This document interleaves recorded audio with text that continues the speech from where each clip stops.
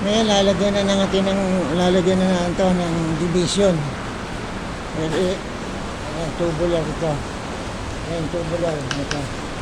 Ito yung pinto. Ayan, sa itaas. Ayan, sa kesame. Ayan. Ito yung patayo. Ayan. Ayan, sa yung pagitan ay ang laki ng tubo, ano lang, 1/2. Ayan. 2 feet ang pagitan. 2 feet ang in between. Ayan. And then, ayan, para sa pinto. Ito ang door, 90 centimeter because the door is 80 centimeter plus hamba.